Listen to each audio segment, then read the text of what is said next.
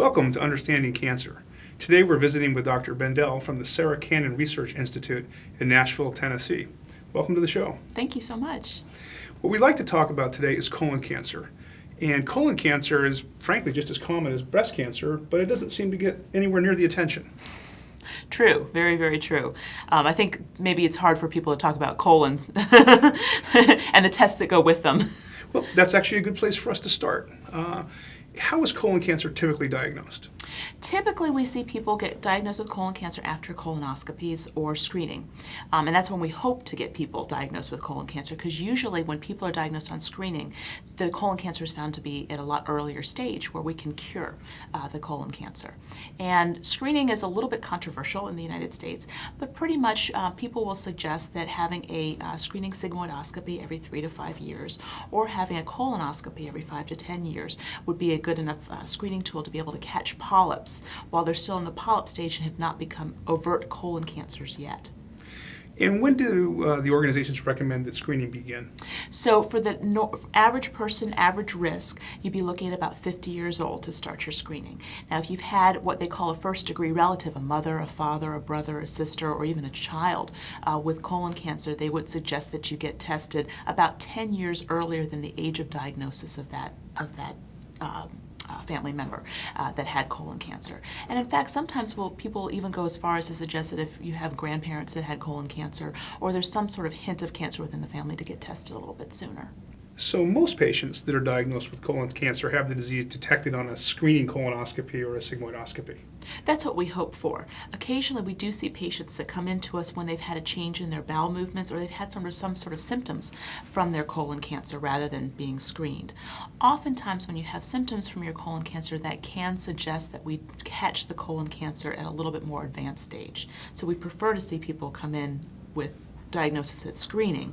But if they don't, sometimes people can notice that their stools have become thin, stools have become loose, or they've noticed some blood or darkness in their stools. They've had weight loss or fatigue for some reason or another. And those are the most common other symptoms that you might see that would bring people into the doctor to be diagnosed with colon cancer. And the actual diagnosis occurs because a biopsy was performed during the colonoscopy or the sigmoidoscopy. Exactly. The way to diagnose somebody with colon cancer is to actually get that piece of tissue and to look at the tissue to confirm that it is colon cancer. We never want to try to assume that somebody has colon cancer until we've actually seen it under the microscope. Occasionally there are people that have some other type of cancer that's been sitting there, like what we call a neuroendocrine type cancer, which is very different than colon cancer. Or even sometimes it's not cancer at all. So the most important part is to get that tissue checked. So once you have a tissue confirmed diagnosis of colon cancer, what doctor is responsible for beginning the treatment process? Well, usually as an oncologist, I'd probably say the oncologist is the best person to go to first. Sometimes you will see that patients will have a colonoscopy that's done by a gastroenterologist. And that gastroenterologist, if they find the colon cancer, will then send the patient to a surgeon. We prefer that patients go to surgeons who have a lot of experience with colon cancer and removing colon cancer, just because we've seen that patients who go and have surgeries done by people who do a lot of these different types of cancer operations will have better outcomes than people who go to a surgeon that might do just a couple of them a year. So they might come through the surgeon first, and then the surgeon will then send that patient to the medical oncologist once the surgery is performed.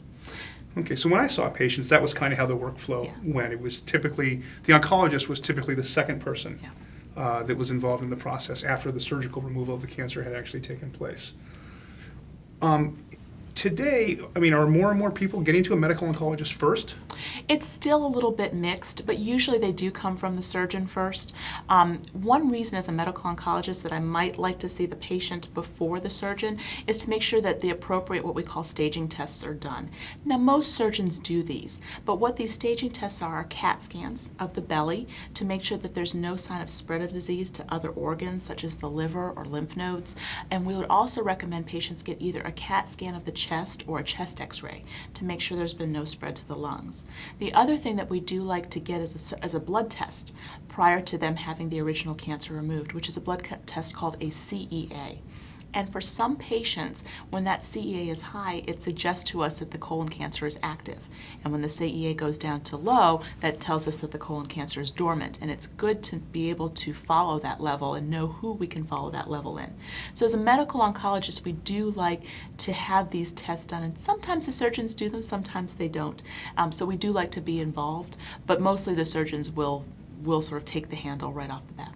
But if you're a patient and you've been diagnosed with colon cancer, it's not unreasonable to get a medical oncologist involved early in the process. Absolutely not, and the medical oncologist can be very helpful to you by suggesting these things and actually working with the surgeon. The medical oncologist might also be able to suggest a good surgeon who they've worked with a lot, especially since they deal mostly with cancer patients, might be able to suggest to you a very good person to take out that colon cancer.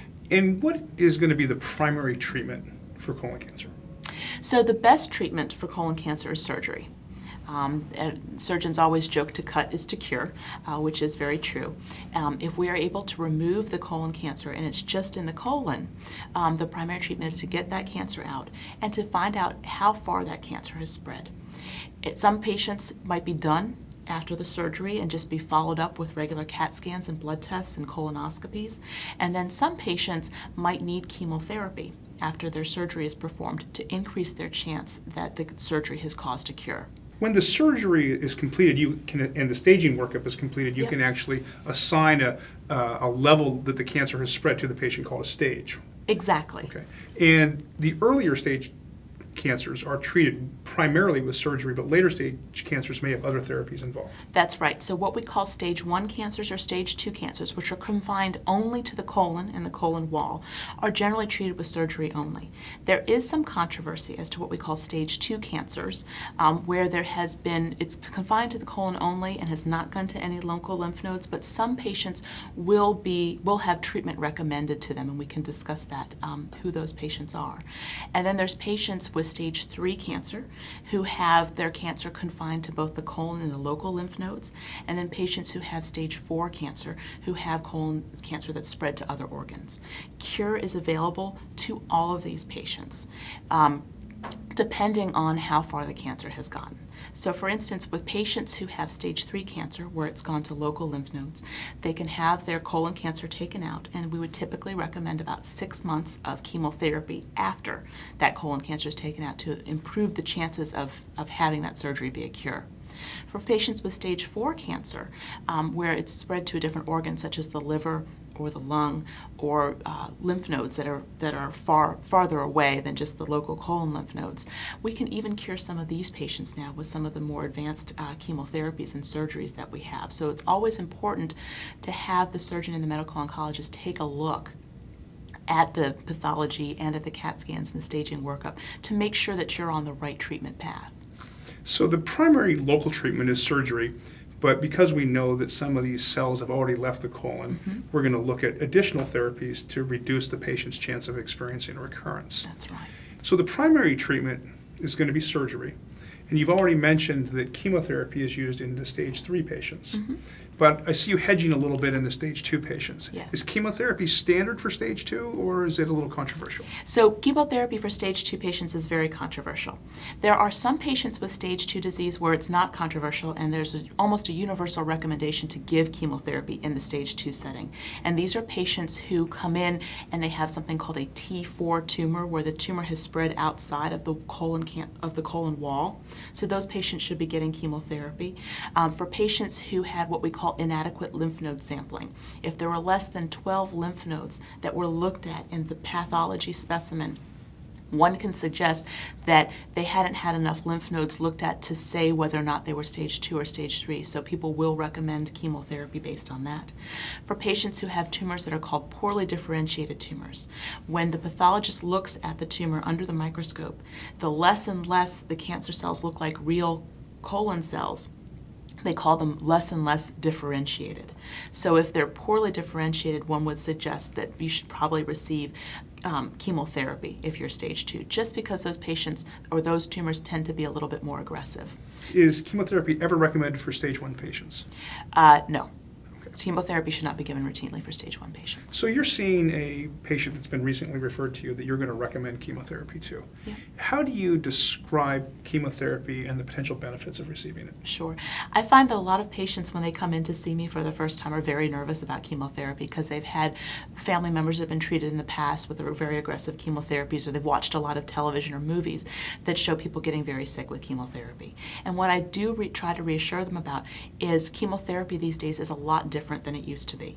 And people work with chemotherapy. I tell them that I've had patients who have done construction on this type of chemotherapy and have been able to carry on normal lives with their chemotherapy. Does radiation ever play a role in the management of colon cancer? Sometimes it does. It plays a role mostly in the management of rectal cancer, which is a very low colon cancer. And we tend to want to give radiation therapy in combination with chemotherapy to those patients who have rectal cancer. That's the standard of care. Sometimes you'll see radiation therapy for patients with colon cancer if their tumors in the colon had been what we call adherent to different parts of the pelvis. Sometimes we'll give radiation along with the adjuvant chemotherapy for those patients, so it is somewhat controversial as well. And sometimes if patients have had disease that has spread, then we might consider radiation if there's one spot in particular that's causing a problem that we want to just hit with a little dose of radiation therapy. The chemotherapy is generally a treatment called Folfox, which involves 3 different drugs. One is called 5-FU or 5-fluorouracil, which has been around since the 1960s for colon cancer. A drug called leucovorin, which is a vitamin that helps the 5-FU work better. And a drug called oxaliplatin, which is another type of chemotherapy. And these are given in general, every 2 weeks for a total of 6 months of therapy. Patients tolerate this regimen very well. And I do tell my patients if they don't feel well on this chemotherapy regimen, they need to let me know, because there's often something I can do about that, either by way of supportive care medications or changing the doses or frequency of the chemotherapy to help them tolerate it a lot better. What kind of side effects might a patient experience with Folfox? So with Folfox chemotherapy, one of the more common side effects is diarrhea.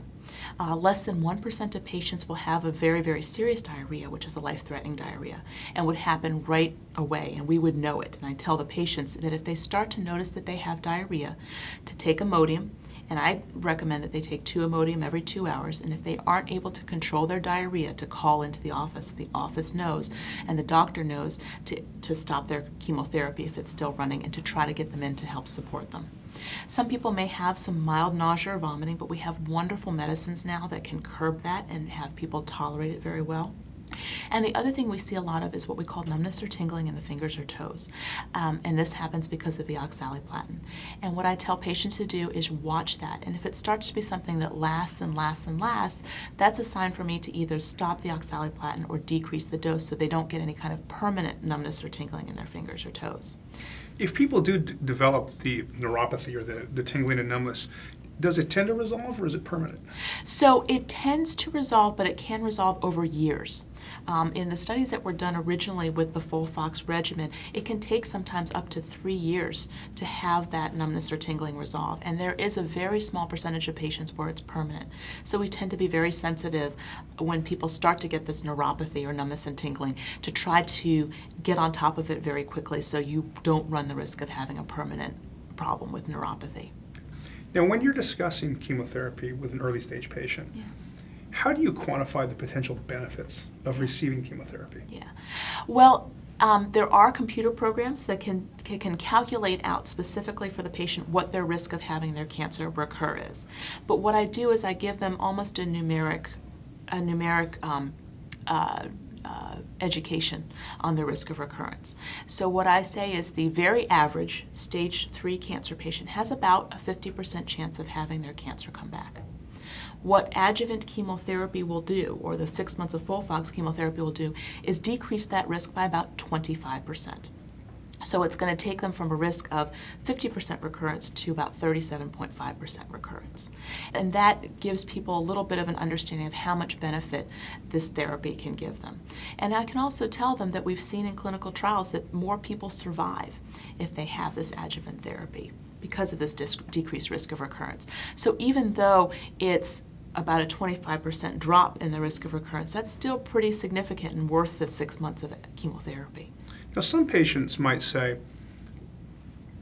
if I don't get the chemotherapy, why can't I just get it if my cancer comes back? Well, oftentimes, even though we can cure some patients who have what we call stage 4 disease, which is where the cancer has come back and moved into different organs, we aren't as good at curing it when it's in stage 4 as we are in stage 3.